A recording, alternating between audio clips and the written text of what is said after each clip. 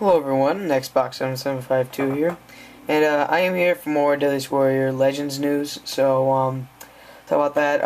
The main reason I'm recording is, remember last time I had to record the trailer and talk about like how I usually talk about it now with Windows Movie Maker, but now it's just not worth making two separate videos, so I'm just gonna show these two clips and talk about them a little bit.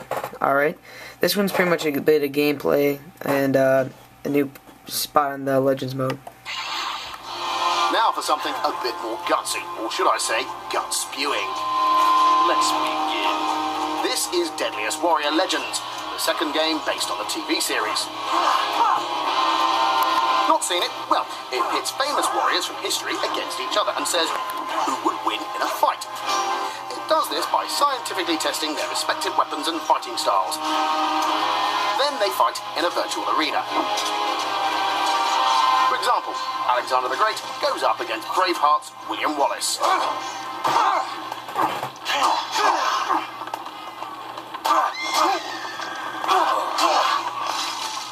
Crossbow trumps Tartan.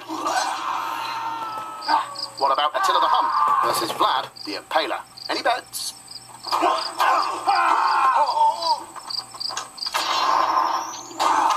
Seems as though having some kind of projectile is key to success.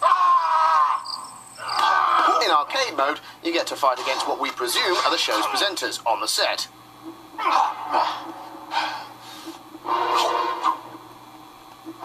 Die, Discovery Channel dude, die! Now, I meant to say arcade mode. I said Legends mode by accident. But as you can see, I think you fight against the show's characters. Most likely Mack only. I'm not sure if Torian would fight. Even Max. I'd love to kill Max for fun. So yeah, that's the first. All the warriors are announced. I'll talk about them right now. There is William Wallace, Shaka Zulu, which we already knew. Alexander the Great, and I told you Attila the Hun. There's proof in this video. Also Vlad the Impaler, and Sun Tzu is been announced. It's in the other thing, the other video I'll show you.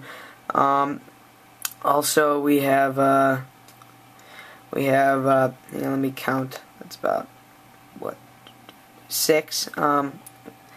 Let's see. Then there's Hannibal and Genghis Khan, and finally there is Hernan Cortez, which has finally been announced, as you probably saw a little bit, but you'll see a big picture of him this time.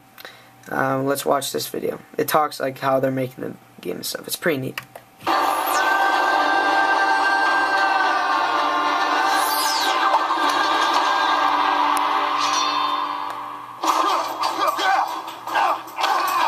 What we wanted to do was be closer to what the show was doing, and the show was moving more towards having historical figures. So Deadliest Warrior Legends features all legendary characters, and this really gives us a distinct feel because now we have personalities to go behind these characters as well as the characters themselves.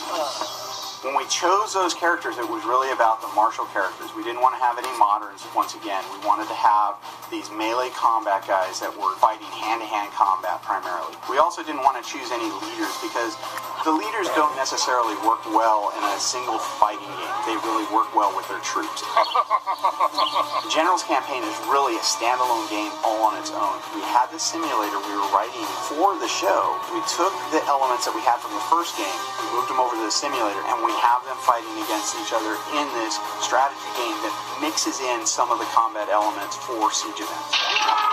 One of the things that was great is the concept art ended up being so good, we looked at it and we're like, let's put it in the UI and let's put it into the game so that we can show this concept art. It's just usually not done. Concept pieces get cut out and people get to see them in art books and other places, but they're not really in the game itself and are part of the game, and that was something that we were really happy that we were able to do. We wanted to improve the combat system, but we wanted to make sure that we were keeping the core really pristine. So everything kind of had to fit into those two major elements that we looked at. And those included the fast striking, brutal combat that we had. And on top of that, then, having it be very easy to pick up and play. We added two major systems to the game, which was our grapple system. And this is really kind of encompassing a lot of things, but it adds a really nice element to the game. It's really fun to play. On top of that, we also added pushing. those two systems add a bunch of complexity and added depth to the game, at the same time maintaining that ease of use.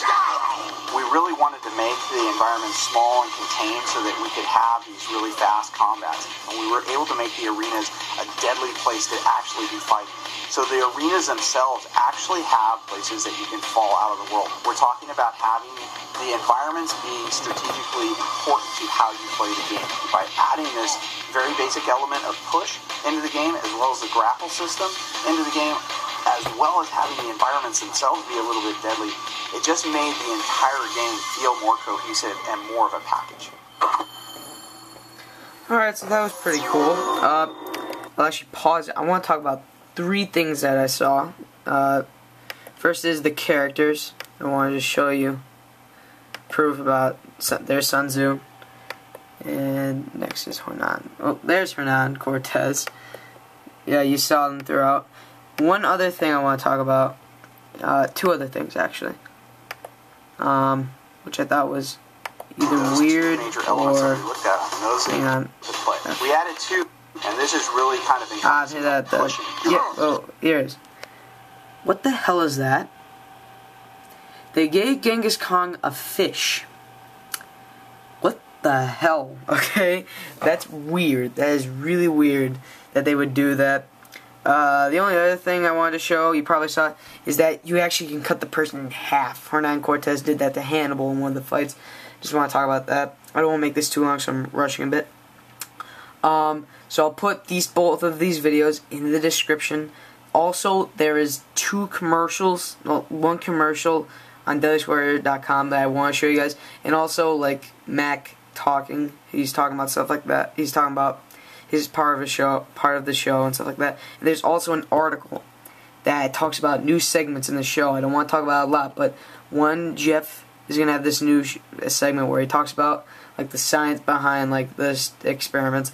Another one is Mack's gonna have Chalk Talk, which he like shows the battle strategies of each warrior.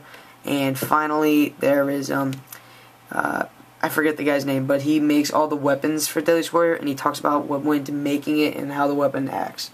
So I'll put that article in the description. Everything that I talked about will be in the description. Don't want to make this any longer. Talk to you guys when the matchup is finally announced. Lawrence of Arabia, definitely. Teddy Roosevelt, maybe. Talk to you guys later. Okay, bye.